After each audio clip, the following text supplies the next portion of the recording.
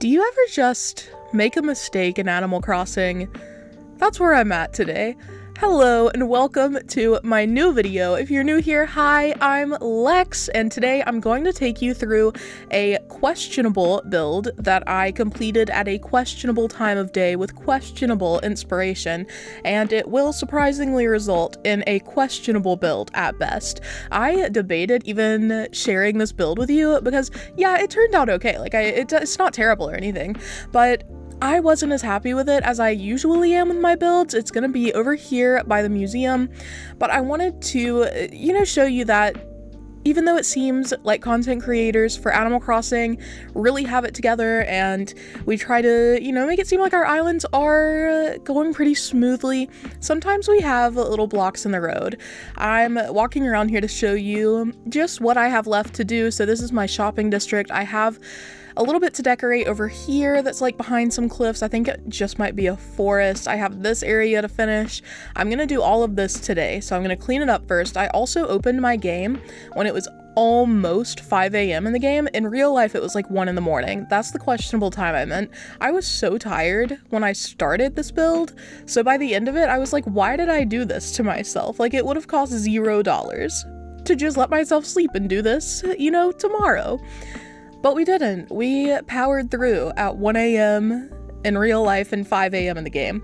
Anyway, I was trying to give myself busy work as I was going here because it was almost 5 a.m. So I was like, okay, I shouldn't hit any rocks to break them because they'll just respawn because it's about to change the day. I can't do any sort of terraforming because it just wouldn't be worth the time getting it set up. Just have to do it again in a couple minutes.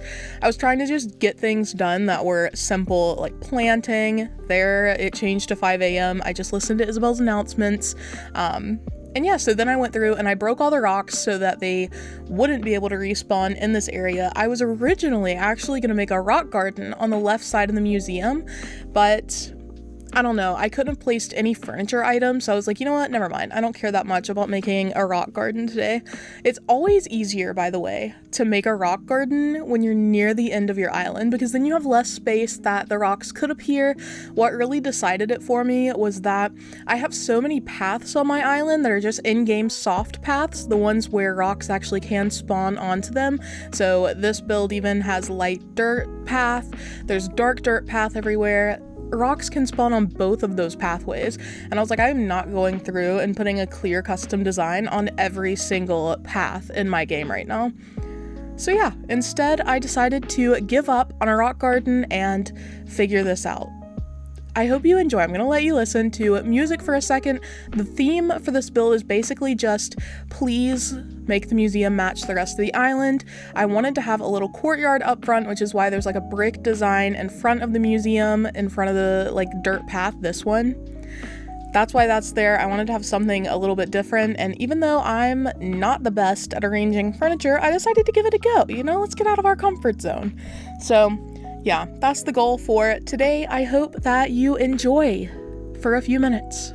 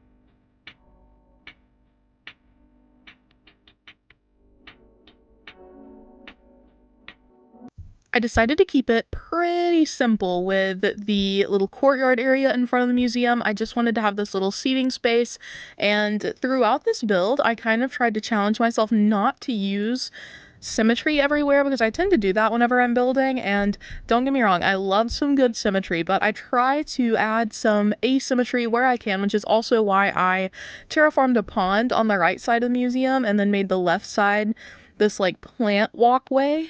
I love plants so much. Part of what I learned while doing this is that I just hate furniture. I can't make it work for me. It's so hard to get it to look natural. Not things like this. I love me a good wild log bench, but like the courtyard area where I have the bistro tables, I just was not vibing for a long time. I was like, why is it so hard to make furniture work, but so easy for me to get plants to look, natural and beautiful and to really like upgrade an area. And then the second I place a bench or something, garbage. It becomes garbage. I also decided to mess around with these plant partitions to create a little bit of symmetry here in the courtyard. I know I just said I was trying to avoid symmetry. Not completely. I think it can definitely help to define an area sometimes, and that's what I was hoping it would do for this area. I also wanted to incorporate these butterfly models, and this area probably goes through the most revision as I'm building. I didn't like this. I didn't like the next version that I made of it. We'll come back to that though. We'll come back to that. I also moved this frog model around so much just to remove it completely in the end. So, if you're building and you're like, I don't really love how this looks, just go ahead and put it away. Just go ahead and put it away. I spent so much time trying to make this work, and later I just really gave up on that. Also, I could not place this butterfly model. I don't know what my deal was. I had to try to place it like 4 or 5 different times, and I still ended up having to push and pull it around to get it in the right place. The same thing happened with that bench, but I cut it out so that you wouldn't have to suffer through me placing it the wrong direction like 7 times. Anyway, I think that the most difficult part of this build by far was the courtyard, but surprisingly, this area also gave me a little bit of trouble. I think that one challenge in Animal Crossing is filling spaces without it looking cluttered, and that's really difficult. Here I am changing the plant partition so that the leaves look better with those topiaries I was using. None of these were perfect, and I ended up going with the red brick, and I was like, this is gonna be so ugly, but look at it. It's not ugly. It's actually pretty cute. Anyway, I'm rambling. I hope you're enjoying this journey. Imagine me doing this at almost 2 in the morning at this point. No sleep. I'm hella tired. And there's no organization here. No organization. It's just happening. It's just whatever is happening. Anyway, that's all for now. Be back soon.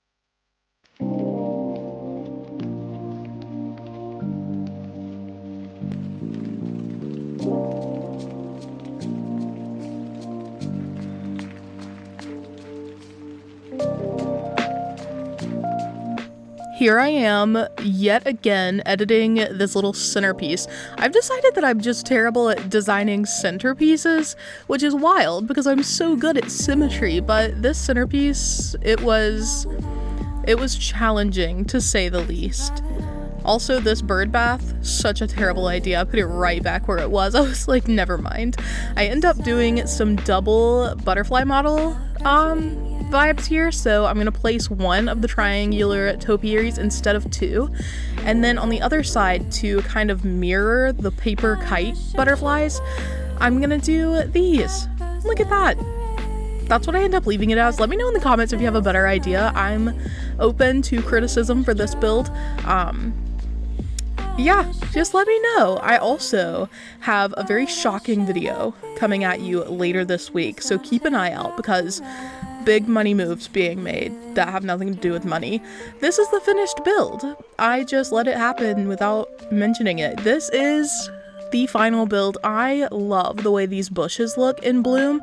I originally was going to make my dream address so that the hibiscus shrubs aren't blooming, but I don't know. I also did not mean to walk in the museum here.